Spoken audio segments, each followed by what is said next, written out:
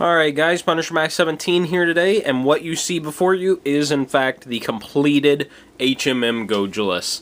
Now I'm extremely excited about this. I just finished it last night, stayed up really late to work on it and complete it, and oh gosh, the past 5 months of me working on this kit have been more than worth it. It's taken me a long time and it's been a lot of work, but this is definitely the centerpiece of my collection now. I absolutely love this thing. It looks incredible. I'm going to go ahead and pick up the camera here and let you guys get a closer look at this while I talk a little bit more about the model. Now first off, I have a new setup for my videos here for this video just because of how big this kit is. I mean, it's massive. I have a lot of lights on it just because of the shadow it casts and things like that. So some of the shading on these pieces is a little washed out, in all honesty. The purples in actuality are a little bit darker and a little more purple in tone than the camera's picking them up right now, in all honesty. So yeah, just know that. I'm gonna try to get some photos of this guy, take a bunch of photos of him, and post those up here as like a high quality photo slideshow of this completed model within the next week, so you guys can get a closer look at it, hopefully in a little bit better colors than this review's given you. Alright, let's go ahead and take a look at the front of the Gojulas here. Alright, I'm going to go ahead and set this camera back in place. Like I said, had to make up a whole new area here just to fit this guy in the view of the camera. Now, because my review space, which usually is more space than I need, is completely taken up by this kit, I'm not going to be able to do a full-out review of him. I just don't have the room. Plus, trying to get it on camera, I mean, it would be a big task regardless. So what I'm going to do is I'm going to just do a little bit more of looking at the kit, talking about the kit, and talking about the articulation possibilities and what's really going on in each portion of it, as opposed to doing a full articulated review itself like I usually do with in my reviews. We'll go ahead and start talking about the tail. Let's try to get this back part of the tail in frame. This here, you see it has the 3 guns on it. This top gun and these 2 side guns. Now this top gun can be put hid away in this tail section. This just pops up and it folds right into place and it can be closed down. And these 2 are easily removed as well. Now, when in my completed display, I may actually take those off, and I'm probably going to hide the top gun. Just like several of the other guns on this kit, these over here, these, the ones on the arms, there may be 1 or 2 of the guns I go ahead and take off for my final display of this Gojulas, but of course I wanted to have them on the model for this review, so you guys could see it with everything on it, of course. But in my final display of this guy, I may take a few of those guns off. Now the tail, which is obviously massive, I mean it goes all the way down here. Let me go ahead and straighten it out. You can see it in its full length because I have it curved around just a little bit to fit better in this space. It's articulated at each point here. So at each place where these are completely separate sections held in by a peg that goes down here and then is held in place right there.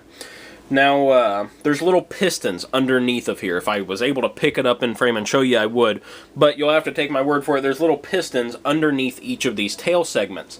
So whenever you move these, you can pull them up, and these pistons move. Let's see if I can get it here. Like so.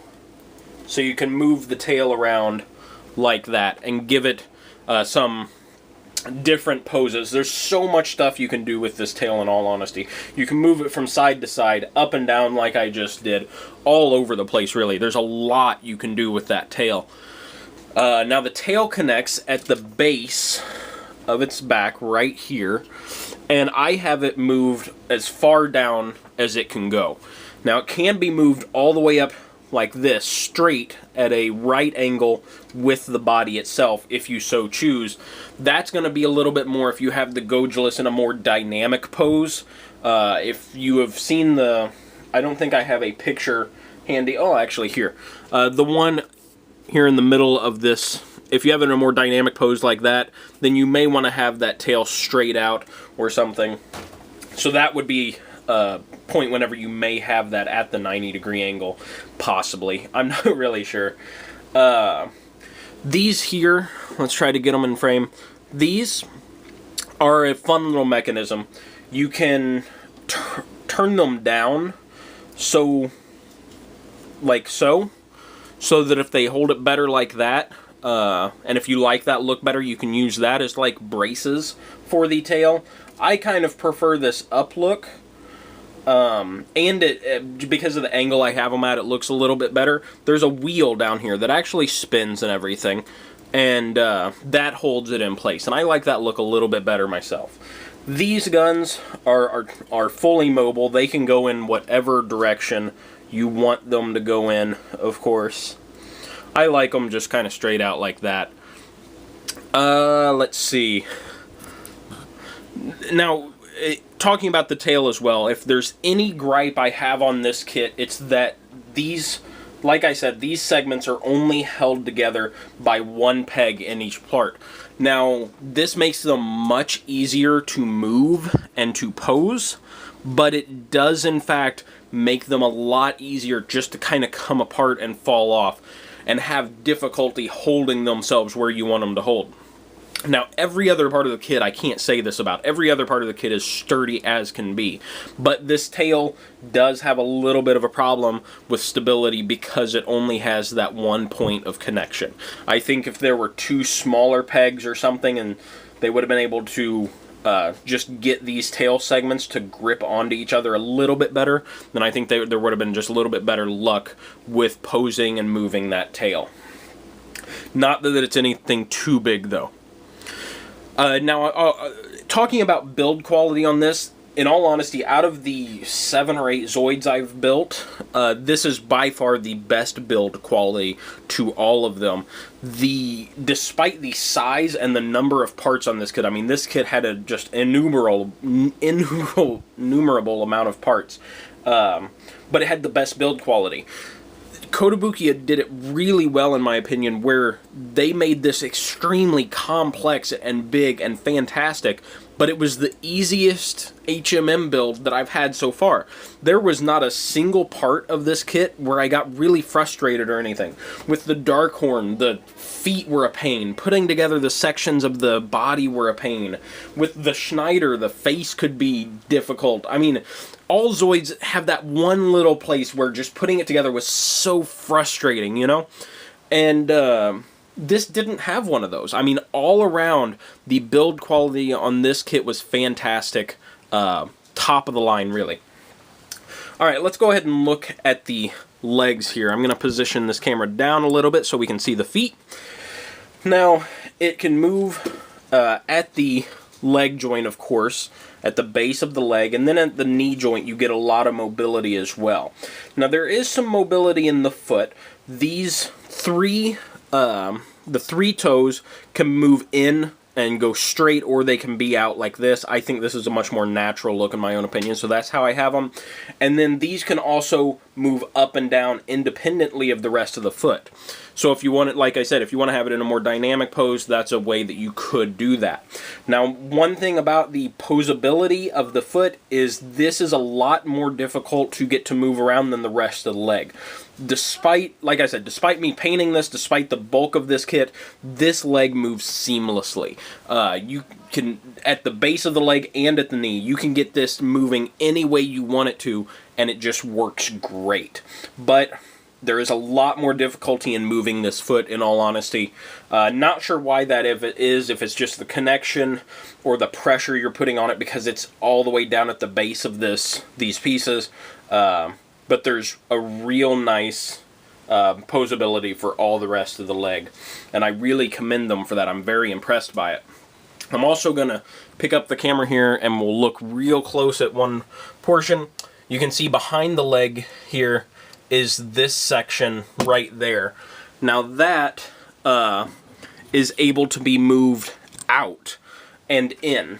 So you can physically pull the leg out farther if you need to turn it slightly forward like so, or slightly backwards.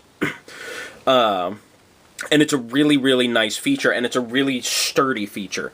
With other Zoids, like the Liger Zero Schneider, if you're familiar with the kit, you're able to kind of pull apart the body sections to allow it a little bit greater bending and movement.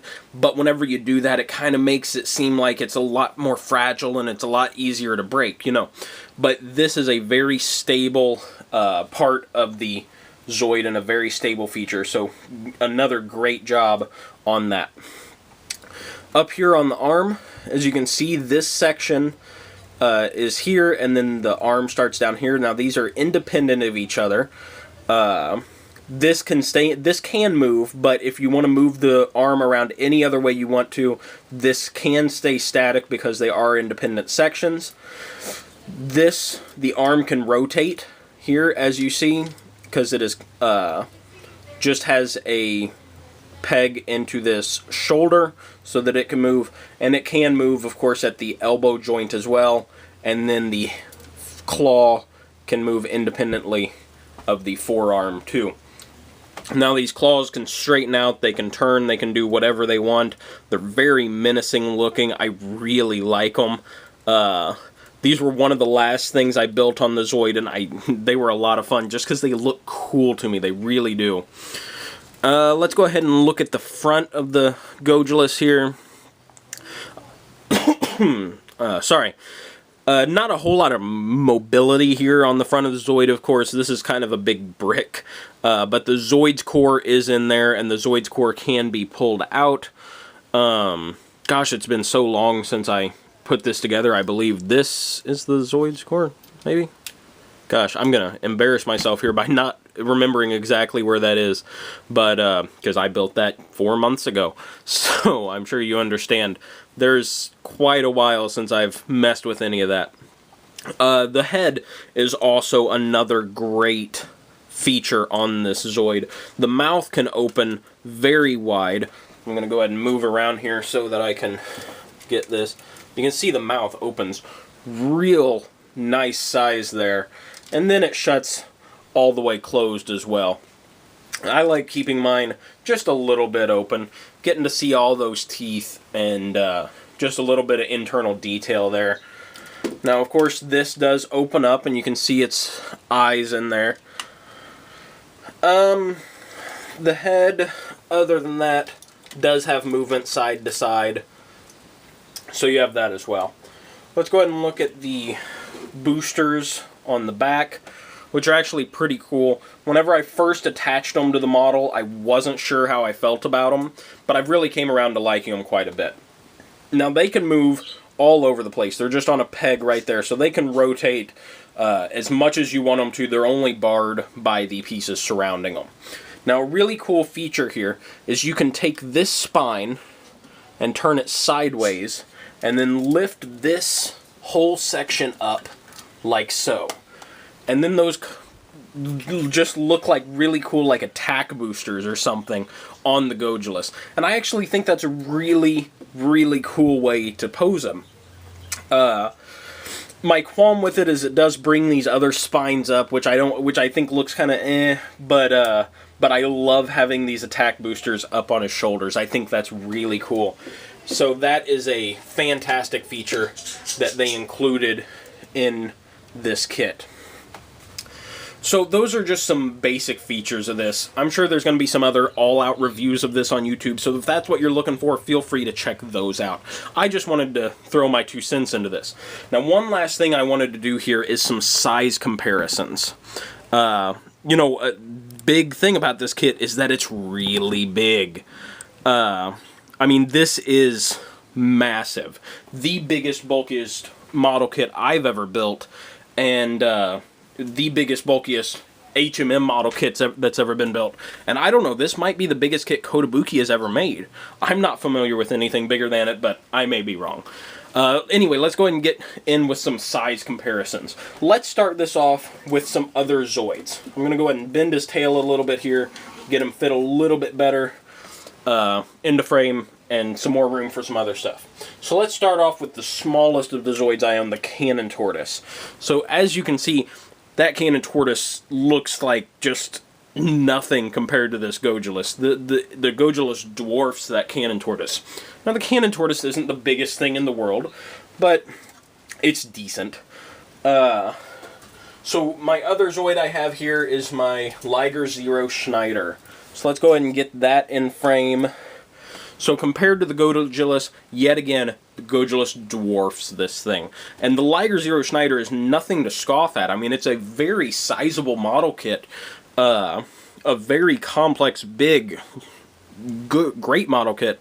And the Gojulus is just makes it look like nothing. I mean, it looks very, very basic next to it. I also kind of like this comparison shot because it shows how far I've come since I've been working on the Zoids, as this Schneider was my first one. As much as I'm proud of this and as much as I love this model kit, I think this thing just shines, and I really love just this comparison between where I started and where I am now with Zoids.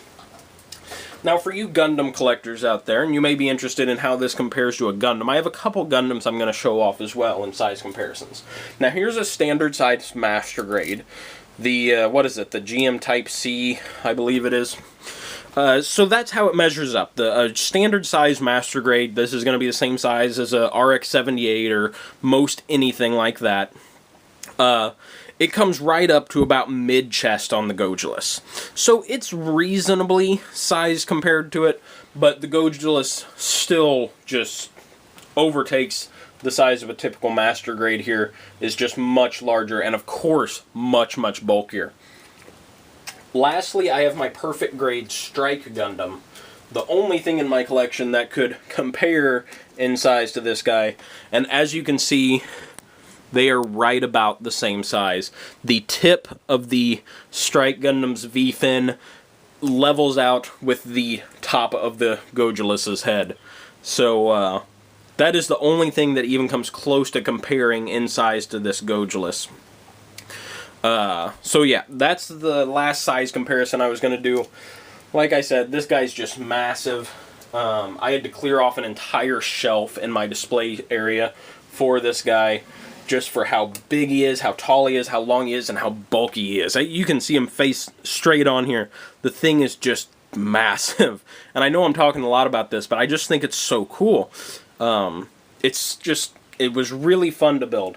If you have a chance to get a hold of this guy, you know, if you can afford him, if you have the time to devote to building this guy and detailing this guy, absolutely pick him up. He is 100% worthwhile. I know it's a big price tag, but it's worth it.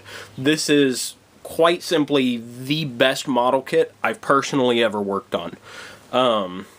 Not only have I enjoyed it with painting it, I've enjoyed it with the build, I've enjoyed the design, just all around, it has been an absolutely fantastic model kit, and I can't recommend it enough. So, this has been a really long video. I applaud you if you've stuck around this entire time. Thanks so much for watching, and thanks so much for going through this entire build with me. It's been a lot of fun. It's been a long ride. I started this thing right after Christmas, 5 months ago. But it's been fun. It was well worth my time. So, thanks a lot for watching, guys. If you have any questions or comments, feel free to leave them down below. I'll try to get a picture slideshow of this guy posted up within the next week, and I'll see you next time. Thanks for watching.